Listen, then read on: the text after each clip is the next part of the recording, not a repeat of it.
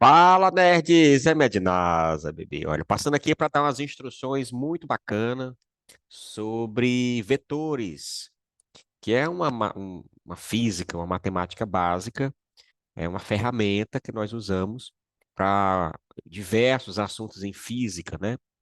Desde cinemática, a leis de Newton, a frente C, eletrostática também usa, né? Então, muitos assuntos precisam dessa ferramenta para dinamizar as questões, tá? Aqui uma questão bem bacana, e dentro dela a gente pode sim revisar alguns termos, viu?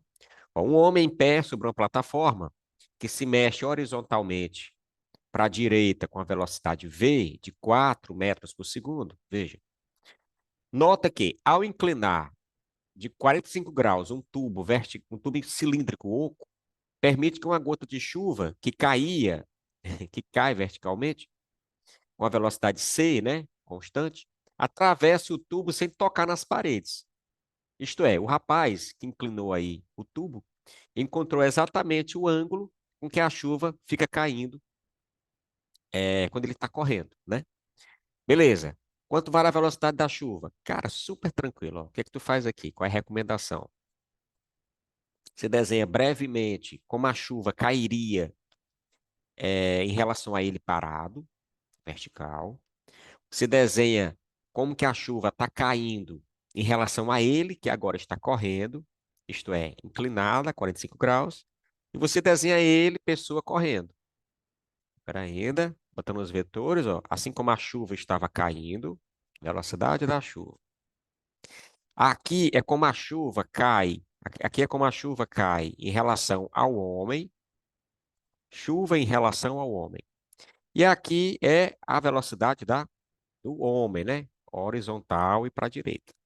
Aí ele diz que esse ângulo aqui, ou aquele lá, né? No caso, tanto faz, é de 45. E nós sabemos que esse é um triângulo retângulo tradicional.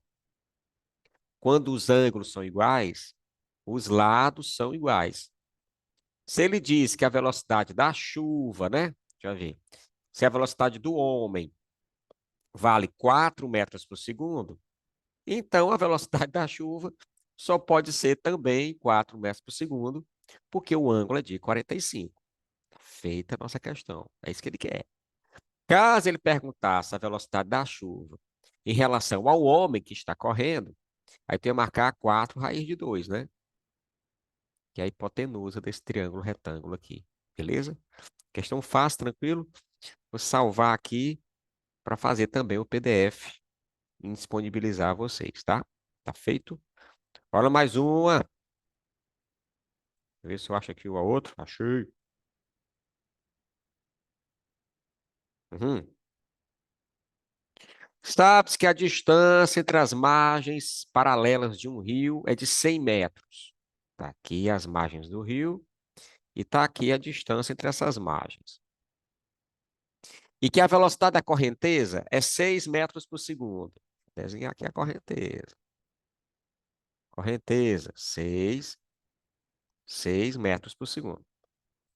Um barco parte de um ponto X da margem A, ó, parte de um ponto X da margem A, com a velocidade de 8 metros por segundo, com direção perpendicular às margens do rio. Então, o barquinho, ele sai assim, ó,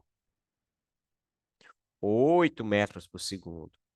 Só que ele não consegue ir na linha reta, ele não consegue ir assim, porque a correnteza arrasta ele, ó. Aqui é a velocidade da correnteza, 6. Daí, quando tu junta os dois vetores, o barco acaba saindo pela diagonal.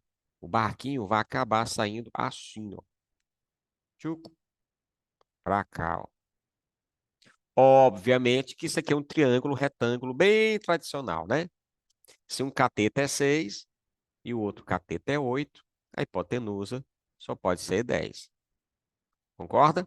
Lembrando, triângulo retângulo tradicional, né? Se eu inventar de botar a hipotenusa ao quadrado, é um cateto ao quadrado, mais o outro ao quadrado. Quando responder isso aqui, vai dar 10. Beleza? Tão tradicional, tão comum, tão importante. Beleza, o barquinho, portanto, vai atravessar o rio na diagonal, ó. Assim. Ele vai lá para aquela margem B do rio, né? A pergunta é: a que distância do ponto X o barco atinge a margem? Ele quer saber essa distância aqui, ó. Essa distância aí. Cara, cada distância com a sua velocidade. É só pegar distância pela velocidade, distância pela velocidade. Princípio de Galileu, beleza? Cada distância com a sua velocidade. Ó. Eu quero saber essa distância aí, S. Pega a velocidade na direção dessa distância, que é o 10. Eu pego a largura do rio que ele deu na questão, 100. Eu divido pela velocidade na direção dessa largura, 8. Pronto. Minha resposta é 1000/8. Então, 125. Remédio NASA bebê. Tá salvo, tranquilíssima questão. Você vê que é uma ferramenta, né? Não é um assunto, né? É uma ferramenta. Então, super bacana. Tô na terceira. Achei, achei. Mas, na verdade, quando é que eu posso dizer que a grandeza ela é vetorial, né? Quando é que a grandeza não é vetorial? Grandeza vetorial, gente, é aquela que você desenha. É aquela que você dá o valor, mais a direção, mais um sentido. Você desenha a grandeza, você orienta ela. Você fala, é uma reta que eu represento a grandeza. É uma seta que eu indico a grandeza. Eu tenho que botar uma reta e uma seta, né? Não dou só o valor dela. Eu tenho que orientar. Tempo é uma grandeza escalar, não é vetor. Massa é uma grandeza que eu não desenho, eu só dou o valor. Força é vetorial. Velocidade, vetorial. Trabalho é energia é escalar. Dessas que ele apresentou aqui, quem é vetor é força e velocidade, letra A. Professor, tem mais grandeza vetorial? Tem muito mais, pô.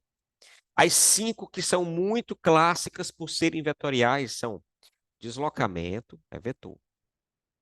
Velocidade, como você viu aí, né?